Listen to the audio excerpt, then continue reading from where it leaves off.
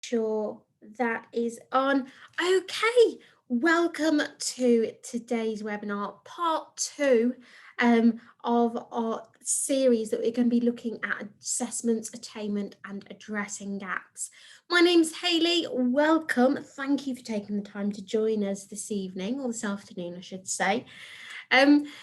So this one is really going to focus on that second part. If you attended the first webinar, you will know we started looking at assessments, moving into attainment.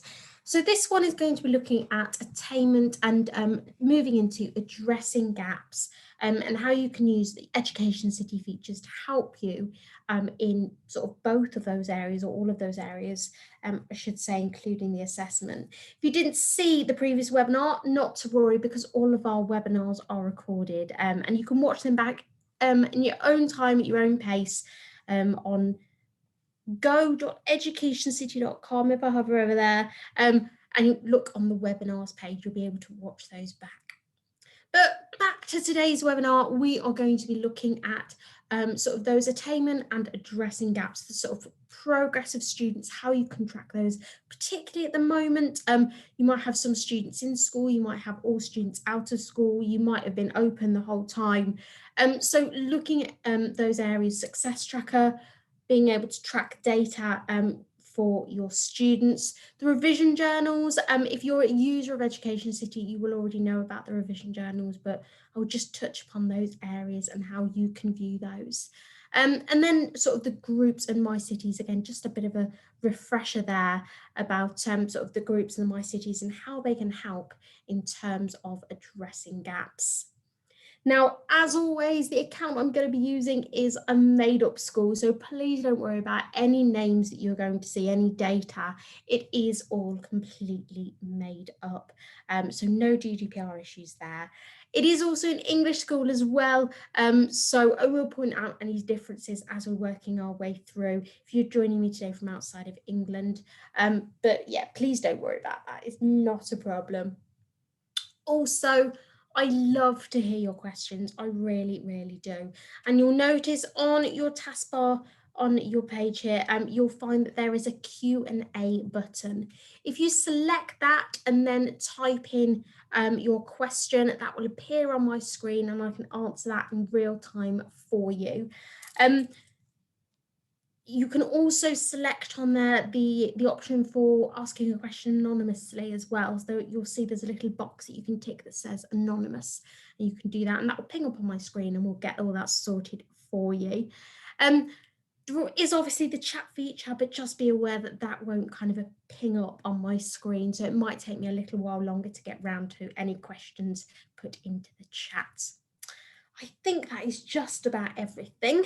So if we head into educationcity.com, I've logged in previously and here we are on my homepage.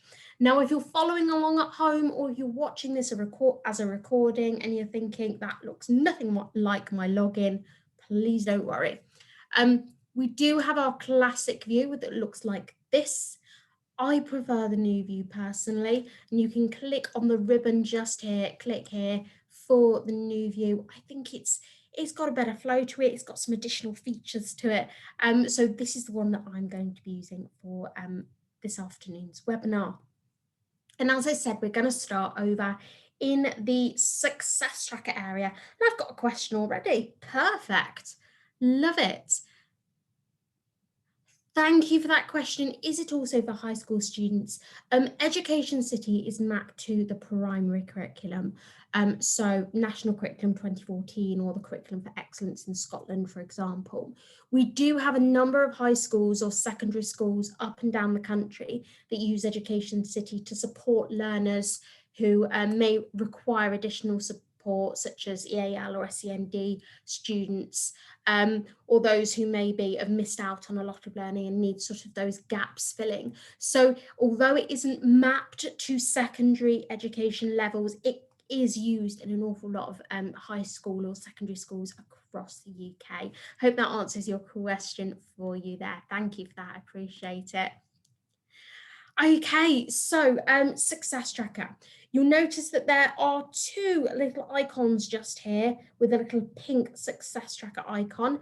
The one on the right-hand side is for those mapped to the National Curriculum 2014. So I'm not going to use that one this evening because I don't want to obviously, ignore anybody who isn't using the English National Curriculum. So instead, we're going to use the Success Tracker just here. And this is available no matter what curriculum you follow.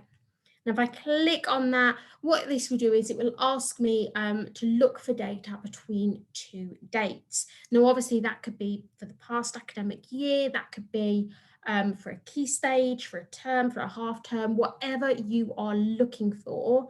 I'm just going to go from January last year. There we go. And again, you can look for a class or a group or an individual as well. Group is great for monitoring different sort of differentiated groups like that, or if you are if you're working in, say, an SEND school or a school maybe has fewer students than a mainstream, the grouping function comes in really handy to be able to navigate the results of that particular group there as well. I'm just going to look for a class just there. I'm going to hit go, and I've got this data now between those two dates for all of my students in 4ENJ. And you can see I've got all of this data. I've got the class name, the year groups, the content type, because obviously both assessments and activities are marked for you. You'll find both of those here as well. And then you've got everything else, so how it was accessed and gender, everything like that. Great. What you can do is you can edit what you see. So if you are looking quite specifically, here we go, you want to look at what curriculum objectives have been met via any activities. You can open the curriculum objectives. Maybe you want to see the questions that they had available and the number of questions that they attempted. That's always worthwhile. And then we're not really fussed about the gender at the moment. We can take that off, and we can take off other things that we're not really fussed about. And take a couple of those off. We want the score. I'm going to leave the rest of those on just there. I'm going to click on OK. And you can see that's immediately updated for us. Let's filter that column there via surname. So we've got them now in a register order. And you can see so easily any activities that have been completed. You've got the scores just there, and you've got any curriculum objectives that have been met, any assessments that have been completed. You've got the results there as well. And again, you've got the number of questions that they had versus the number of questions that were attempted. And even down to the multiplication tables check that we have available, you can see the score that the students got for that.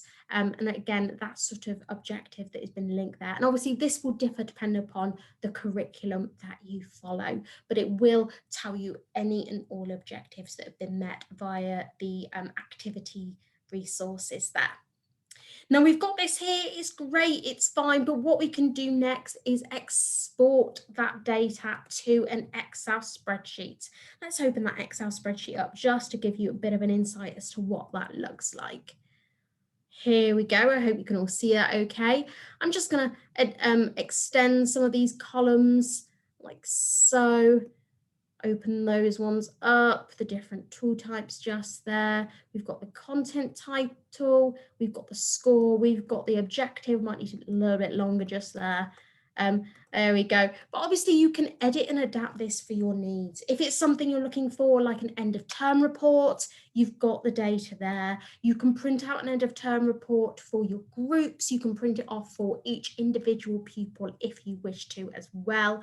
And obviously then you've got sort of your different filters, such as, being able to, let's just do this. I'm really sorry, but I like things in a specific order. And then I'm just going to lock that top bar just there, so I can scroll through. Top bar stays there, but I can really sort of get an insight as to the gaps that lie amongst my students. Now obviously you can edit this data if you need to. I'm just going to delete a couple of these rows just here because I want to look at just Henry. There he is just there, and I'm going to delete all of those. There we go. Delete rows, there they all are. So now I can look at Henry, I can look at what Henry's been doing. I can have a look at any objectives that he's met and also any assessments that he had. Now, if we have a look just here, this assessment, calculation assessment just there, he only scored 7%. And if we scroll over here, there were 15 questions available and he only answered 6. We want a little bit more information about that. So I can always sort of check back into the success tracker just here. We've got that one. There it is just there, 7%. What's going on just there? Well, export that data, didn't mean to do that. Edit the columns and you can have a look at whether or not an assessment has been completed. In case you didn't know already, all assessments on EducationCity come with a bookmark feature, which means students can get part of the way, pop a bookmark in and come back and complete it. So I want to know, did Henry score 7% overall, or did he pop a bookmark in and forget about it? Probably. Let's have a look. So I'm going to click on to completed. I want that ticked. Okay, and now if we find again that assessment that Henry has completed, where was it? 7% just there, and we'll see it was only partially completed. He hasn't finished the whole thing, which would be a great explanation as to why only 6 of the 15 questions were answered. Now we can also click onto that, we can open that up, we can have a look at the questions that he answered, the ones he incorrectly answered and the ones that weren't attempted just there as well. So you can see at what point he decided to pop the bookmark in. But the great thing is from here as well, I can add that into a My City folder for Henry to have another go at. So he can have another go, he can try and improve that best score, he can try and raise his own attainment, sort of improve his progress within this area. And he can also show me what he's learned from the last time that he did this assessment, which was the 11th of the 3rd. There we go. So you can actually complete this. So I've got a better rounded view of what Henry is capable of. There we are. Now, the great thing is here as well, we can print them off certificates. So if Henry has another go at this and actually he does really well, I can print him off a certificate that says well done. And obviously that will be a better score just there. There we go. And we can go back, but you can also use that data as well. If Henry has another go and he only scores 13 or 14%, maybe he needs an assessment from a previous level. Have a look at the gaps in that data, and then obviously work your way up to the next sort of year group, next academic year. Now, those assessments, as I've already said, they do get marked for you. And for all formative assessments, as well as these unit assessments, such as calculation just there, they will produce revision journals for students.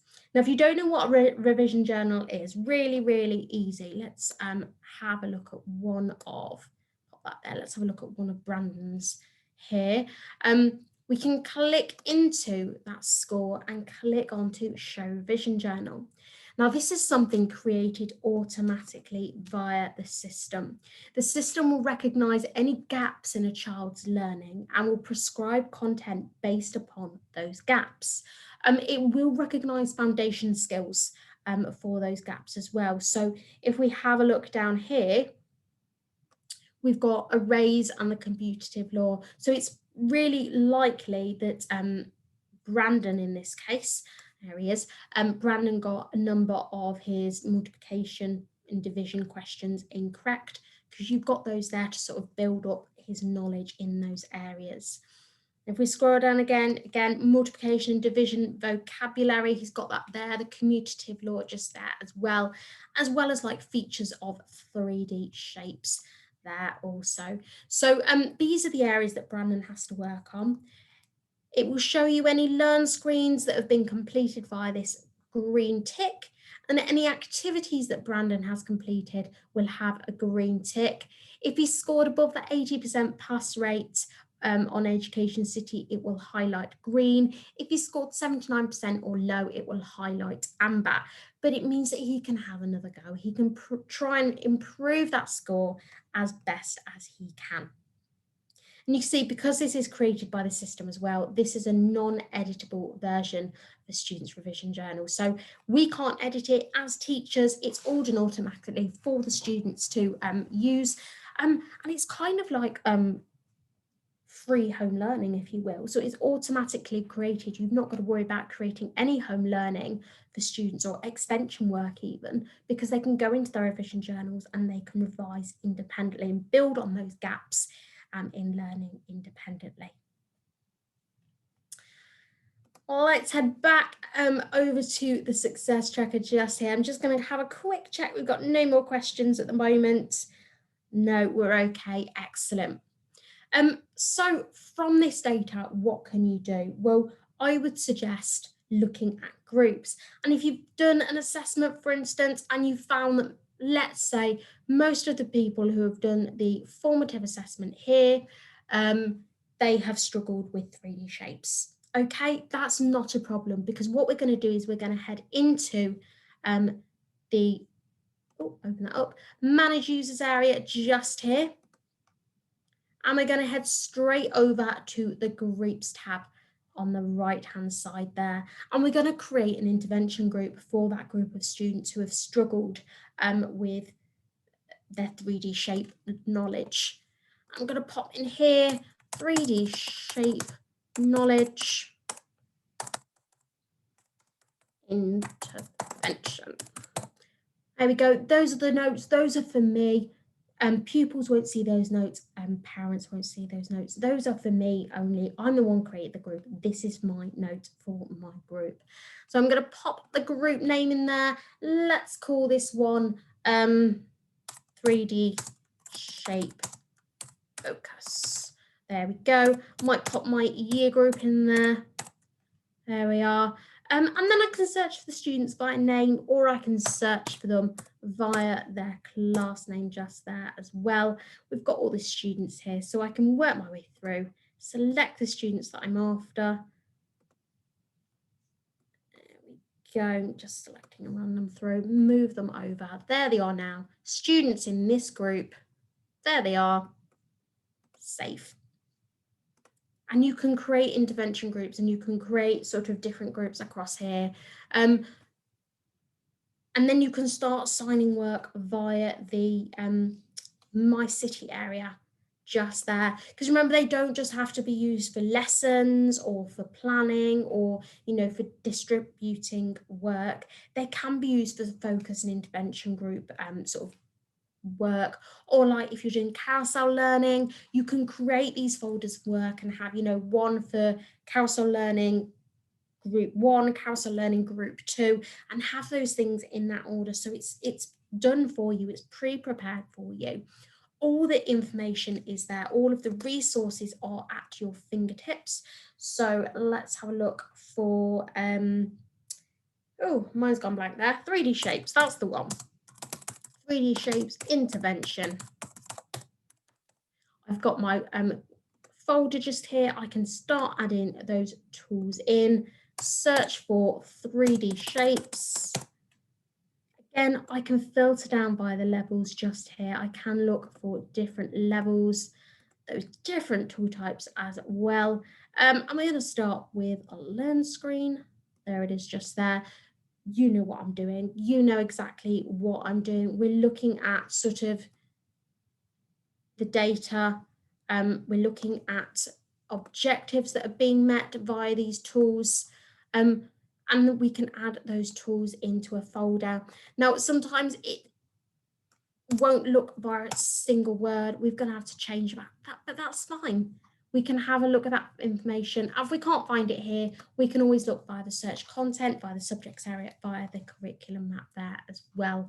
And then you just work your way through. You've got your students, you've got your groups just there. And we can have a look for that group that I've just created. There they all are. Work your way through preferences and tracking just there as well. So you've got the success tracker that you can use as a means. Oh, it's told me off because I've not saved it. There we go. Save that. You've got the success tracker that you can use to have a look in gaps in learning. Can't get my words out. And you can sort of look at who's got those gaps, who's fulfilled any objectives, and and sort of what gaps are there independently for each of your students. You can then address those gaps via the My Cities, via the grouping functions, creating those interventions as needed. And don't forget those revision journals that are done automatically. They're there to fill in gaps in learning independently as well. So heading back over here, attainment and addressing gap. These are my key pointers: the success tracker, the revision journals, and then the groups and My Cities that kind of go hand in hand in that sense. Just going to have a quick check. We've got no more questions, not to worry. See if anybody's typing any in there. Meanwhile, let me answer some of the FAQs that we get asked a lot. Can I print the success tracker? No, you can obviously screenshot it if you wish to, but the easiest thing to do is to download it into an Excel, and then you can obviously edit and adapt it for any tracking system that you use or for whatever purpose you wish to use it for. Can I edit the revision journal? No, it's done automatically via the system. It's there, it's designed to save you time. It's done for children to take control of their own learning, fill in their gaps independently. And then it'll put you back in the classroom where you're needed as well. Instead of creating folders of work, that's all done automatically. And how do I share my groups with my year partner or colleague? You don't have to. Everyone can see everyone's groups. So if you create a group of intervention that you want your teaching assistant or learning support assistant to work with, she's got that group there, he's got that group there. They can look at that, they can find the group automatically that you've created, they can start working with them there as well. And great for sort of if like across classes for your year partners, or if you're job share as well, the groups are all there. You've not got to create duplicates. So that is taking us towards the end of today's session. Any questions that you've got later on that you think of, you can email us at customerservice@educationcity.com. That's customerservice@educationcity.com. Any questions, any queries, any feedback, any success stories, you can get in touch with us there. Also want to tell you about one of our sort of champion schools, Feasey Park Farm. They are a Department for Education demonstrator school, and they can provide you with peer-to-peer support through sort of their EdTech demonstrator program. So if you want to know a little bit more about sort of providing support in terms of education technology, getting a little bit more information, do get in touch. We'll be happy to forward your query onto them for them to get in touch. Anonymous, can we print the tests? No, the tests aren't printable. They're all online, but again, because they are online, they are marked for you. And that's why we don't sort of have a printing function for the test. We want to sort of save you a bit more time in the long run. Thank you for that. Okay, I'm just checking the chat box now, make sure we've not got any more questions.